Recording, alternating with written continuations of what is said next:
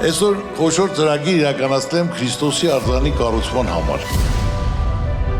Հազարավոր մարդիկ արդեն մեկը հյուրանոցակառուցում, մեկը փոքրիկ ինչ-որ հացի տեղակառուցում, մեկը մտածում է ինչ-որ մի սուվենիր պատրաստի, այդ բոլորը աշխատատեղեր են։